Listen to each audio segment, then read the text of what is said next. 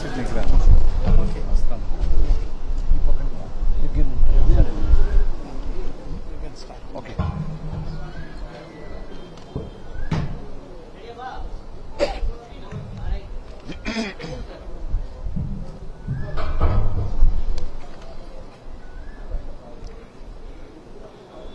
We, the delegation of All India Muslim Personnel Law Board,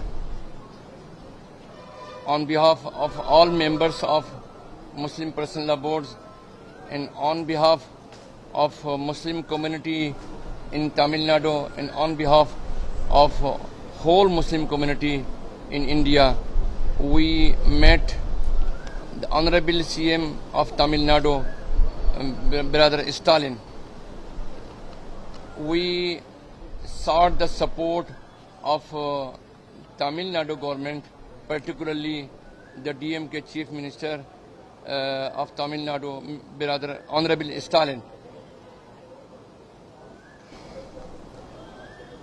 The committee thanked the DMK President and Honorable Chief Minister for opposing the Waqf Board Amendment Bill introduced by the BJP government in recently concluded Lok Sabha session, which resulted the bill being sent for scrutiny by the Joint Parliamentary Committee. The delegation requested DMK President Honorable Stalin and DMK members who supported us in the parliament, and also we are very much thankful for the Tamil Nadu CM as well for supporting us by sending a letter regarding the Uniform Civil Code, and he strongly opposed the Uniform Civil Code proposal.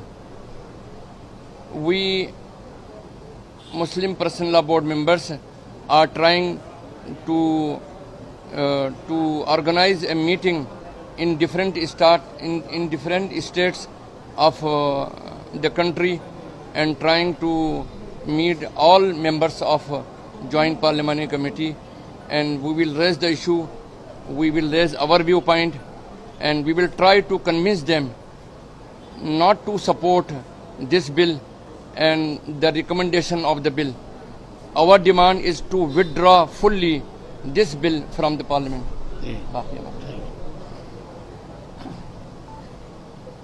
அனைத்திந்திய முஸ்லீம் தனியார் சட்ட வாரியம் All India Muslim Personal Law Board என்பது India முழுவதும் உள்ள பல்வேறு முஸ்லீம் அமைப்புகளை பிரதிநிதித்துவப்படுத்தக்கூடிய ஒரு அமைப்பாக இருக்கின்றது. கடந்த 40 ஆண்டுகளுக்கு மேலாக இந்த அமைப்பு செயல்பட்டு வருகிறது. சமீபத்தில் மக்களவையில் ஒன்றிய அரசு வக்ஃப் வாரிய திருத்த சட்டத்தை அமல்படுத்தியது. அந்த சட்ட திருத்தம் மக்களவையில் அறிமுகப்படுத்திய போது திராவிட முன்னேற்ற கழகம் உள்ளிட்ட இந்தியா கூட்டணி கட்சிகளும் அதேபோல் பாஜக கூட்டணியில் உள்ள தெலுங்கு தேசம், எல்ஜேபி போன்ற கட்சிகளும் அதற்கு ஆட்சேபம் தெரிவித்த நிலையில் அந்த சட்டம் கூட்டு நாடாளுமன்ற குழுவுக்கு அனுப்பப்பட்டு இருக்கின்றது. அனைத்திந்திய முஸ்லீம் தனியார் சட்ட வாரியத்தினுடைய பொதுச் செயலாளர் மௌலானா ஃபஸ்லூர் ரஹீம் முஜத்திதி அவர்கள் ஒரு கல்வியாளர், ராஜஸ்தான் மாநிலத்தைச் சார்ந்தவர். அகில இந்திய முஸ்லீம் தனியார் சட்ட வாரியத்தினுடைய பொதுச் செயலாளர் என்ற அடிப்படையில் நாடு முழுவதும் பயணித்து பல்வேறு கட்சி தலைவர்களை எல்லாம் சந்தித்து வருகிறார்.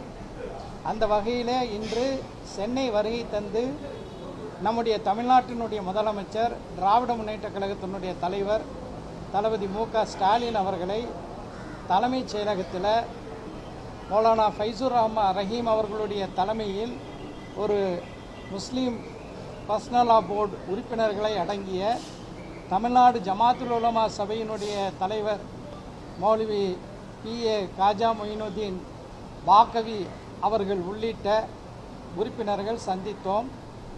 ஏறத்தாழ 20 நிமிடங்கள் மாண்புமிகு முதலமைச்சர் அவர்கள் வக்ஃப் வாரிய திருத்த சட்டத்தை முஸ்லீம் தனியார் சட்ட வாரியம், முஸ்லீம் சமூகம் ஏன் எதிர்க்கின்றது, அதேபோல் சமீபத்தில் விடுதலை திருநாள் உரையில் பிரதமர் மோடி மதசார்பற்ற சிவில் சட்டம் கொண்டு வரப்போகின்றோம் என்று பேசினார்.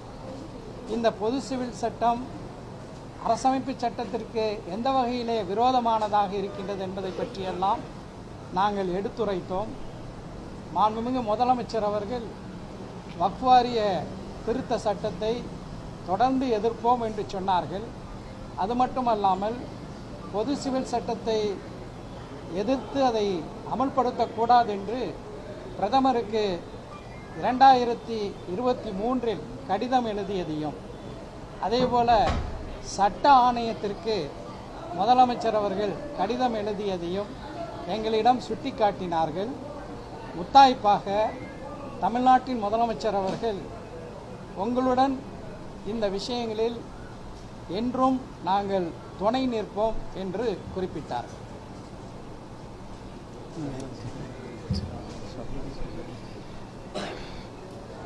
நம்முடைய முஸ்லீம் பெர்சனல்லா போரினுடைய கொஞ்சம்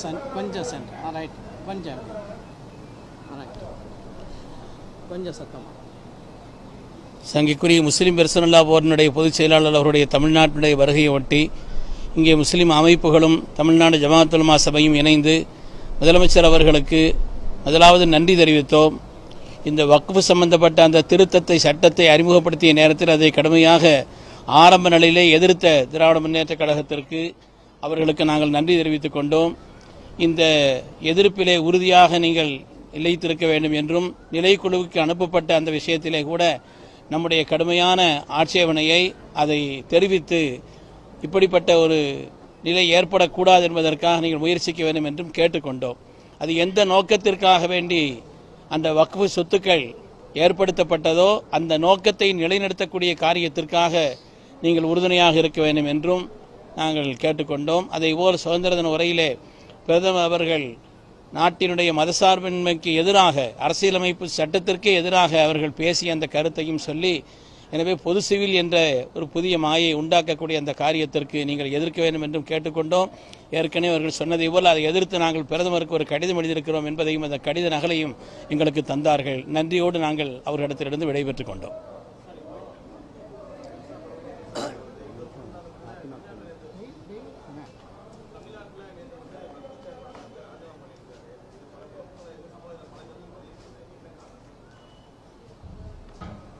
வக்ஃப் வாரிய தலைவர் பதவி விலகி இருப்பது அவருடைய தனிப்பட்ட ஒரு முடிவு.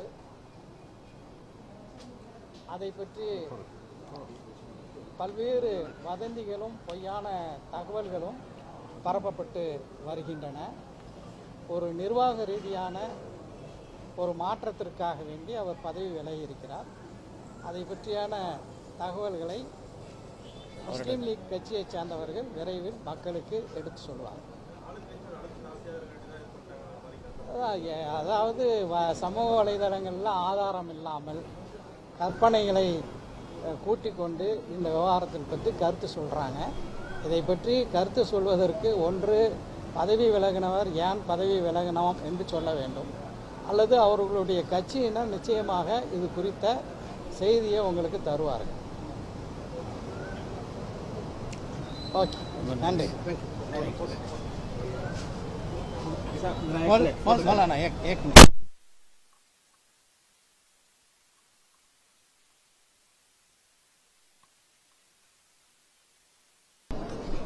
ஆரம்பிக்கலாமா? தமிழ்நாட்டில் ஓமியத் என்ற அமைப்பு, தமிழ்நாடு முஸ்லிம்களுடைய கல்வி நிறுவனங்களுடைய கூட்டமைப்பு என்ற அமைப்பானது தன்னுடைய 50வது பொன் விழாவை இந்த வருடம் கொண்டாட இருக்கின்றது. அந்த விழாவிலே கலந்து கொண்டு அதனை சிறப்பித்து தருமாறு நம்முடைய மரியாதைக்குரிய முதலமைச்சர் சகோதரர் திரு ஸ்டாலின் அவர்களை கேட்டுக்கொண்டும் அதன்படி அவர்கள் அந்த பொன் விழாவிலே கலந்து கொள்வதாக அவர்கள் சம்மதம் தெரிவித்திருக்கிறார்கள். இந்த அமைப்பானது இந்த அமைப்பில் ஏறத்தாழ 700 பள்ளிக்கூடங்கள், முஸ்லிம்களால் நடத்தக்கூடிய பள்ளிக்கூடங்கள் இதில் அங்கத்தினர்கள் இருக்கின்றார்கள். இந்த அமைப்பின் மூலமாக கல்லூரிகளும் இருக்கின்றன, கல்லூரிகள், மதராசாக்கள், பள்ளிக்கூடங்கள் இருக்கின்றன. இந்த அமைப்பின் மூலமாக அந்த கல்வி நிறுவனங்களுக்கு ஏற்படக்கூடிய பிரச்சனைகள், அதனுடைய முன்னேற்றத்திற்காக இந்த அமைப்பு சிறப்பாக கடந்த 50 வருடங்களாக இயங்கி இருக்கின்றது. அதனுடைய பொன்விழா கொண்டாடத்தை நாங்கள் கொண்டாட இருக்கின்றோம். தேங்க்யூ. All the best.